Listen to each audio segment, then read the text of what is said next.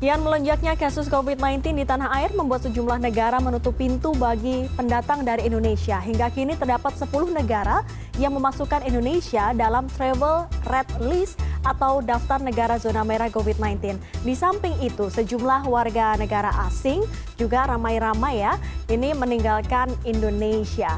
Setelah Jepang, warga negara Taiwan, Vietnam, dan Korea juga dikabarkan segera meninggalkan Indonesia kembali ke negara mereka masing-masing.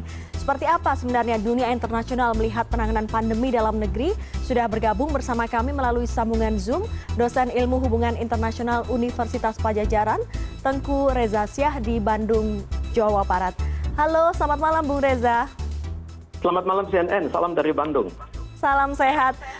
Bang Reza, boleh digambarkan nggak? Ini kan 14 Juli kemarin warga negara Jepang sudah pulang ya ke negeri Sakura. Dan rencananya sudah ada pesawat-pesawat lainnya yang sudah dipersiapkan untuk mengangkut warganya. Ada juga Vietnam, ada beberapa negara juga yang akan memulangkan warga negaranya. Anda lihat bagaimana respon dari negara-negara tersebut? Apakah ini kemudian punya efek negatif terhadap hubungan internasional atau sebenarnya ini langkah penyelamatan semata saja?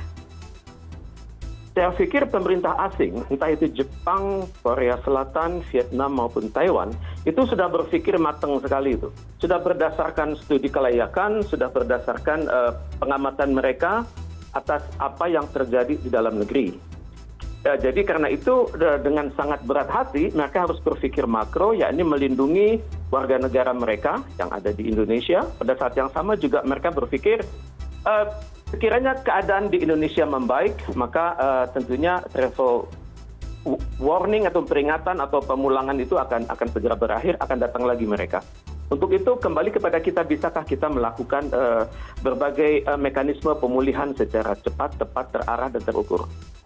Artinya pemerintah negara-negara lain juga benar-benar memperhatikan apa langkah yang dilakukan pemerintah dalam negeri ya Bang?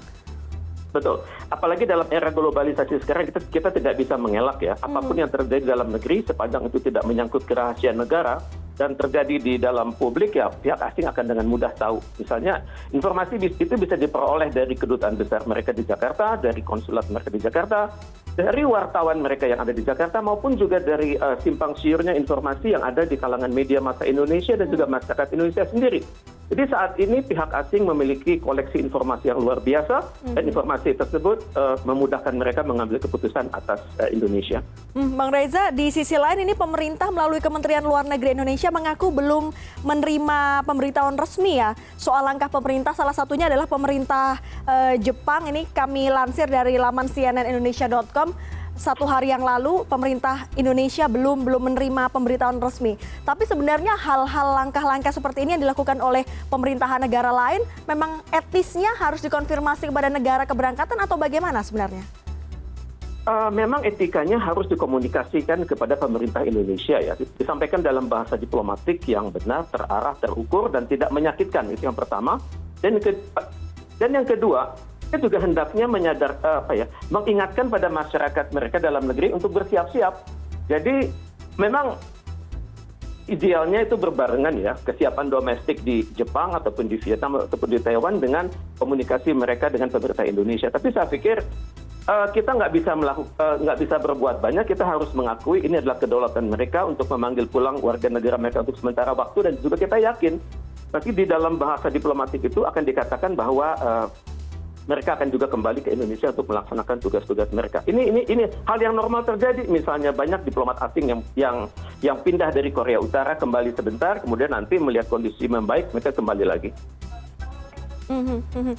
Tapi kemarin sebelum akhirnya diberlakukan PPKM darurat, ini ada kebijakan dari pemerintah pusat, dari pemerintah Indonesia soal lalu lintas warga negara yang datang ke Indonesia. Salah satunya adalah pemberian vaksin dan juga tes PCR dan juga ada karantina 8 hari. Artinya ini jauh lebih lengkap lagi jaring pengamannya atau screeningnya secara kesehatan terhadap orang-orang yang masuk ke Indonesia. Anda melihat apakah kebijakan pemerintah Indonesia ini dinilai masih belum cukup untuk memberikan rasa percaya dari dunia internasional untuk datang ke Indonesia atau menerima orang-orang yang berangkat dari Indonesia ke negara-negara tersebut? Memang terjadi adalah perception dan misperception ya. Kita di Indonesia memiliki standar-standar yang diakui oleh World Health Organization dan juga diterima dalam etika hubungan internasional. Tapi dalam kondisi kritis seperti ini, itu dunia punya berpikir lain. Mereka memiliki framework namanya Global Health Policy. Mereka bertanya, apakah pemerintah Indonesia itu sudah bekerja sama dengan seluruh organ-organ nasionalnya dan juga semua organ-organ tersebut, nasional dan subnasional dan swasta tersebut sudah terintegrasi belum dengan lingkungan luar. Jadi mereka ingin mengecek juga sebenarnya apakah langkah-langkah perbaikan yang kita lakukan dalam negeri ini sudah dikomunikasikan dengan baik ke luar negeri. Karena cara berpikir mereka itu lain ya. Luar negeri melihat dari konsepsi global health diplomacy, yang pertama adalah economic integration. Misalnya, keadaan sekarang sudah sangat merusak ekonomi. Pertanyaan mereka adalah apakah kita sudah melakukan economic integration di dalam dan luar negeri untuk misalnya menyembuhkan sektor-sektor UMKM. Itu cara mereka berpikir, pertama. Dan yang kedua adalah functional cooperation. Apakah sudah komunikasikan dengan baik dengan WHO, dengan juga organ-organ PBB yang lain? Dan yang ketiga, mereka juga melihat berdasarkan foreign policy coordination. Apakah yang sudah kita lakukan ini terkomunikasikan juga baik dengan dunia diplomatik? Jadi mau nggak mau kita harus akui mereka melihat dari perspektif yang berbeda, yakni global health diplomacy. Dan untuk itu ya kita harus memperbanyak komunikasi dengan pihak luar. Kita mengatakan bahwa apa yang sudah kita lakukan ini terkendali, terkelola dengan baik dan terukur. Satu. Kemudian juga komunikasi kita dengan WHO baik terus. Kemudian juga kita harus mengkomunikasikan praktek-praktek terbaik di bidang kesehatan yang sedang kita lakukan. Kita nggak bisa mengelak dan mengatakan jumlah yang wafat menambah, itu betul terjadi juga di seluruh dunia. Tapi bagaimana antisipasi kita ke depan, misalnya antisipasi 24 jam ke depan, minggu ke depan, dan sebulan kemudian, dan juga bagaimana sekiranya datang lagi varian-varian baru. Dan untuk itu ya kita harus senantiasa berkomunikasi dengan di dalam dan luar negeri, dan juga kita harus memperketat aturan-aturan. Misalnya tidak ada toleransi terhadap siapapun yang datang ke Indonesia, karena ya kita harus berpikir yang kita lakukan ini adalah melindungi segenap tumpah darah dan bangsa Indonesia. Bung Reza, ini kan kemarin Kementerian Luar Negeri Indonesia juga berkomunikasi dalam sebuah forum resmi, ada Amerika Serikat, ada juga Cina, kemarin membahas salah satunya soal vaksin. Kalau Anda melihat dari cara-cara diplomasi Indonesia sendiri dalam konteks kesehatan bagaimana, Bang? Secara diplomasi itu kan sudah diambil alih oleh Presiden. Presiden sudah memerintahkan seluruh jajaran dengan bahasa yang sangat tegas, bahasa sangat terukur, bahwa intinya kita harus mengoptimalkan berbagai langkah-langkah diplomasi bilateral dan juga diplomasi multilateral.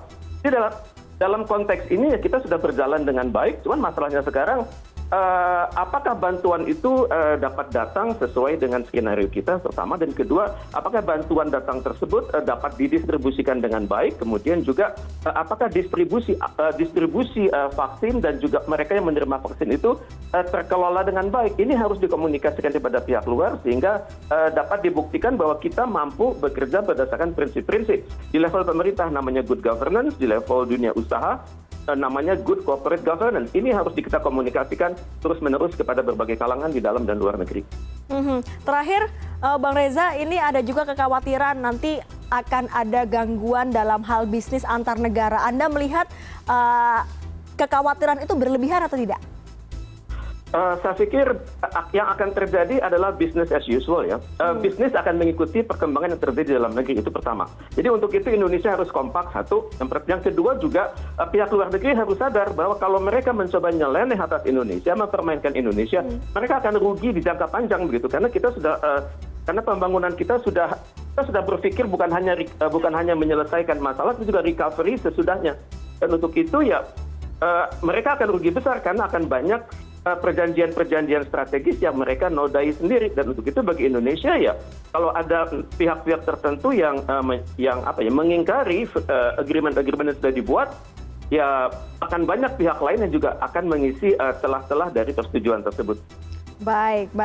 Begitu lengkap tadi penjelasan dari Bang Tengku Reza Syah. Ini adalah dosen ilmu hubungan internasional UNPAD di Bandung, Jawa Barat. Terima kasih Bang sudah bergabung bersama kami pada malam hari ini. Terima kasih CNN Indonesia.